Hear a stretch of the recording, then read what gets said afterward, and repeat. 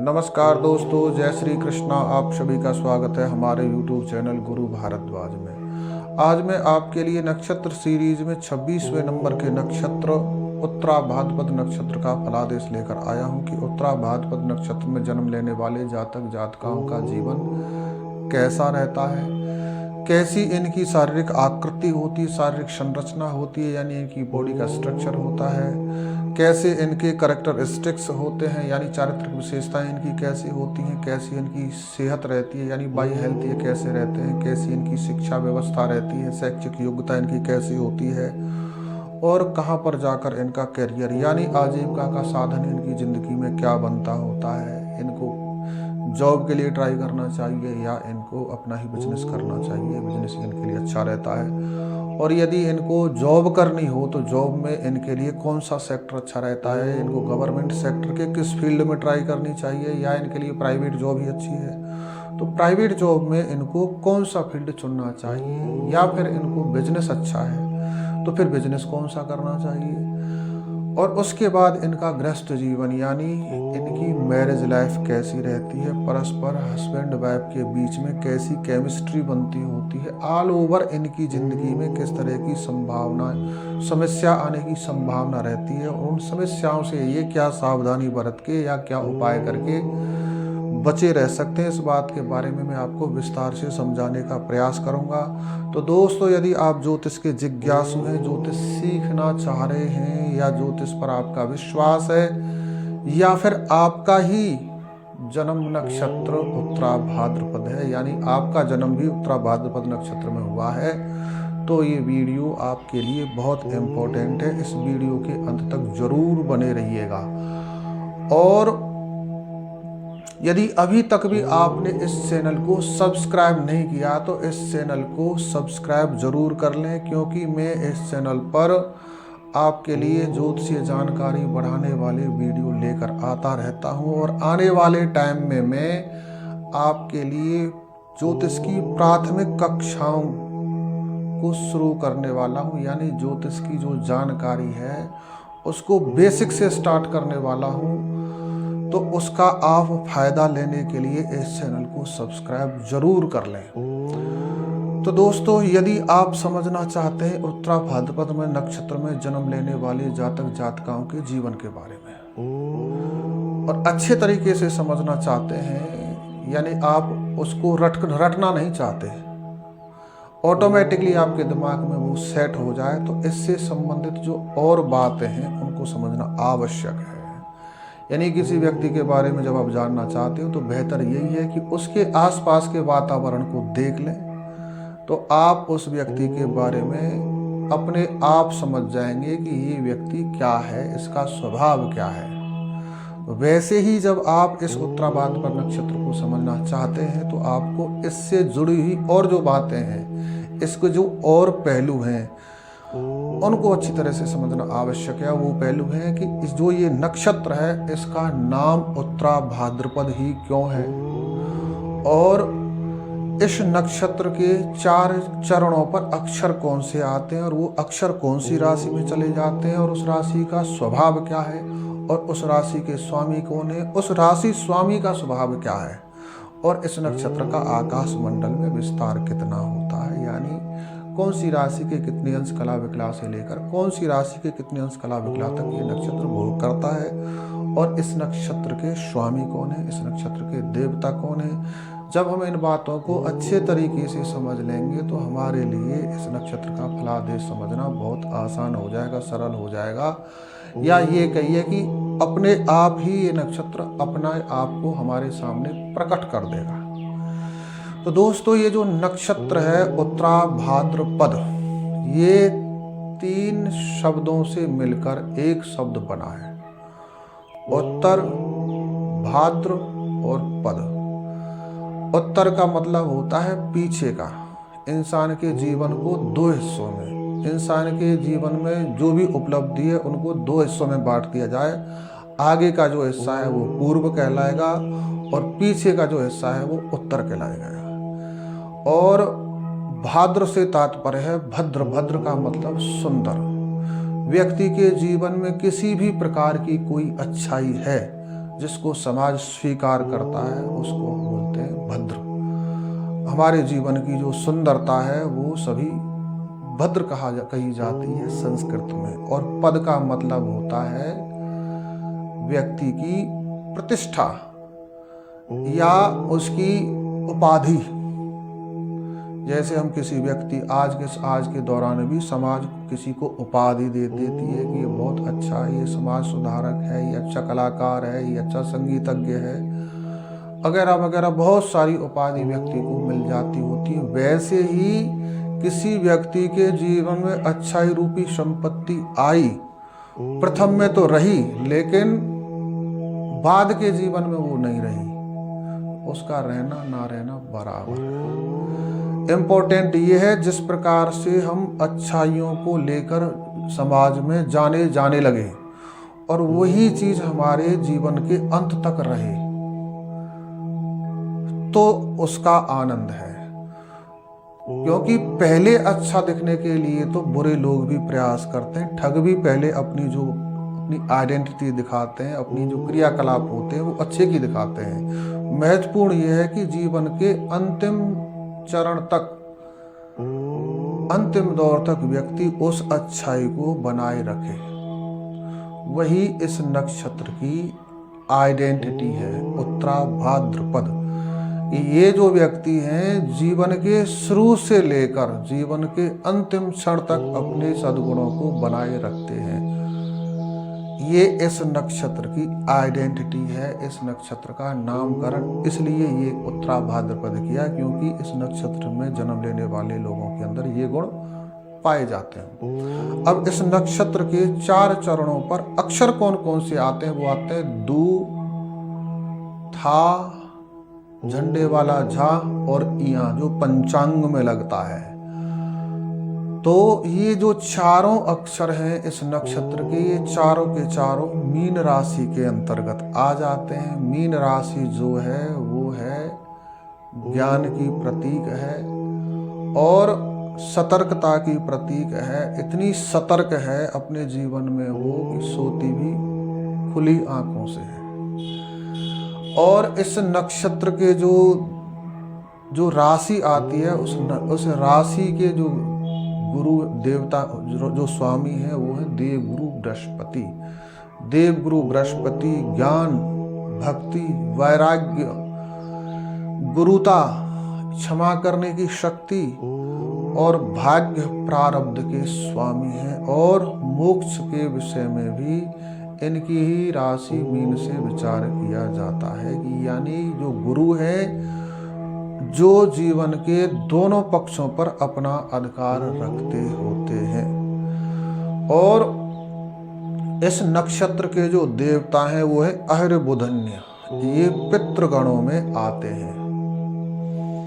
अब इस नक्षत्र के विस्तार की बात की जाए कि इस नक्षत्र का विस्तार कितना है, तो इस नक्षत्र का विस्तार है मीन राशि के 3 अंश 20 कला से लेकर मीन राशि के ही 16 अंश 40 कला तक इस नक्षत्र का विस्तार है, यानी इतने क्षेत्र पर यह भोग करता है। इस नक्षत्र में जन्म लेने वाले जातक जातिकाओं के शरीर की आकृति क्या होती है, तो ये जो व्यक्ति होते हैं बड़े सुंदर होते हैं, अच्छे नेत्रों वाले होते हैं और शरीर के जो मध्य का हिस्सा है वो भारी पाया जाता है, या चाहे स्त्री है या पुरुष है। जो नीचे का हिस्सा है पेट और जांघों के जो हिस्सा है ये इनका भारी पाया जाता है, शेष पतला होता है। ऐसा इनका शरीर का स्ट्रक्चर होता है।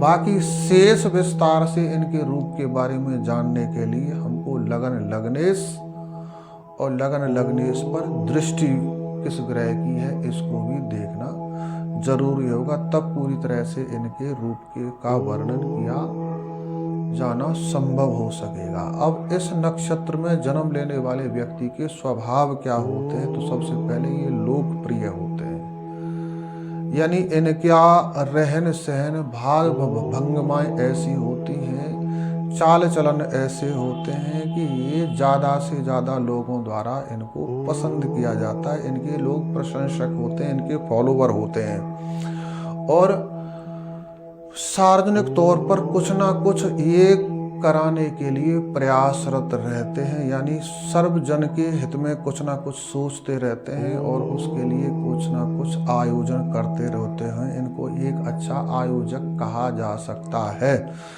और ज्ञान विज्ञान में भी बड़े प्रवीण होते हैं। ज्ञान और विज्ञान दोनों का संबंध रख कर चलने वाले व्यक्ति होते हैं। आध्यात्मिक भी हैं और वैज्ञानिक भी हैं, आधुनिक भी हैं। अध्यात्म यानी स्पिरिचुअलिटी और साइंस, इन दोनों को बराबर लेकर चलने वाले व्यक्ति होते हैं। बड़े काबिल व्यक्ति होते हैं प्राय, और विचारक होते हैं। किसी भी काम को करना है, विचार पूर्वक करना है। अंधभक्ति में, अंधश्रद्धा में दौड़कर कोई भी काम ये व्यक्ति नहीं करते होते हैं। स्वाभिमानी प्रकृति के होते हैं, यानी सेल्फ रेस्पेक्ट इनके लिए फर्स्ट होती है। इस चीज की इनको चाह विशेष होती है, वो इनको मिलती भी होती है। और बहुत अच्छे कलाकार होते हैं। कला चाहे वो किसी भी प्रकार की हो, चाहे वो इनकी चित्रकारी हो या संगीत हो या सजावट करने की इनकी सामर्थ्य हो या डिजाइनिंग, फैशन डिजाइनिंग हो, उसमें इनकी अच्छी रुचि होती है। और ये अच्छे प्रवक्ता भी होते हैं। वक्तव्य शक्ति इनकी बड़ी मजबूत होती है। उसके माध्यम से ये अपना भविष्य स्वर्णिम बना लेते होते हैं। संग्राहक होते हैं। संग्राहक का तात्पर्य यह है कि पुरानी चीजों को संभाल कर रखने वाले व्यक्ति होते हैं। अब इनकी सेहत के बारे में विचार किया जाए कि इनकी सेहत कैसी रहती है। सेहत प्राय इनकी अच्छी ही रहती है, यदि लगन और लग्नेश पर किसी अशुभ ग्रह की या षष्ठेश की दृष्टि या षष्ठेश के साथ किसी भी प्रकार का लगन लग्नेश का संबंध नहीं बन रहा है। तो शिक्षा की बात की जाए तो शिक्षा इनकी बहुत अच्छी रहती है, क्योंकि गुणग्राही रहते हैं, संग्राहक होते हैं। संग्राहक से तात्पर्य किसी भी बात को बड़े ध्यान से सुनना और उसको अपने पास संजो के रखना। जिस व्यक्ति के पास ये गुण होता है तो वह निश्चित रूप से शिक्षा के क्षेत्र में आगे निकल जाया करता होता है। चाहे उसकी गति कछुए जैसी हो, लेकिन फिर भी वो ज्ञान का भंडार अपने पास पूरा भर लेता होता है। इस करके वो शिक्षा के क्षेत्र में कम नहीं रहते, आगे निकल ही जाते होते हैं। अब इनके कैरियर के बारे में बात की जाए कि इनके लिए कैरियर में कौन सी दिशा अच्छी रहेगी, तो मूल रूप से यदि विचार किया जाए तो व्यापार के क्षेत्र में ये व्यक्ति बहुत अच्छे रहते हैं। फर्स्ट ऑफ ऑल इनको अपने व्यापार संबंधी पक्षों को दिखाकर कुंडली में इनको व्यापार करना चाहिए। व्यापार में ये बहुत अच्छी उपलब्धि हासिल कर जाते होते हैं। यद्यपि ये जॉब भी कर सकते हैं, जॉब में भी ये टेक्निकली और पेट्रोलियम से रिलेटेड या फिर पुरानी धार्मिक वस्तुओं के संग्रह करने से या उन चीज़ों का निर्माण करने से संबंधित चीज़ों पर का ये काम करते हैं, तो उसमें ये अच्छी उपलब्धि हासिल कर लेते होते हैं। यदि इनकी कुंडली में दशम भाव की स्थिति अच्छी है तो इनको गवर्नमेंट जॉब मिलने की भी संभावना रहती है। उसमें ये आर्कियोलॉजी में या संग्रहालयों से संबंधित जो जॉब हैं उनमें ये अच्छी उपलब्धि हासिल कर सकते हैं। या पुरातत्व विभाग में भी ये अच्छी उच्च पोस्ट प्राप्त कर सकते हैं, या किसी विभाग के प्रवक्ता स्पोक पर्सन के रूप में भी ये अच्छी उपलब्धि हासिल कर सकते हैं। किसी भी विभाग का, डिपार्टमेंट का जो स्पोक पर्सन ये लोग बन सकते हैं। और ये किसी राजनीतिक, सत्तारूढ़ राजनीतिक पार्टी के भी स्पोक पर्सन बन सकते हैं, क्योंकि इनकी वक्तव्य शक्ति यानी जो बोलने की आर्ट ऑफ स्पीच है वो बहुत अच्छी होती है। और यदि इनकी कुंडली में दशम भाव और 11th हाउस की कमजोरी है, कमी है, तो ये पुरानी चीज़ों से संग्रह से तात्पर्य ये कबाड़ भी बन सकते हैं यानी इतना इनका स्तर डाउन भी जा सकता है। निर्भर करता है कि जो ग्रह इनका दशम भाव से, कर्म स्थान से संबंध बना रहा है, उसकी पावर क्या है। तो यदि वो ग्रह अच्छा है तो ये एंटीक चीज़ों को एकत्रित करने वाले, उनका व्यापार करने वाले और बहुत अच्छी वहाँ से कमाई हासिल कर सकते हैं। यदि उसका स्थिति डाउन है तो फिर ये नीचे वाले स्तर पर पहुंच सकते हैं।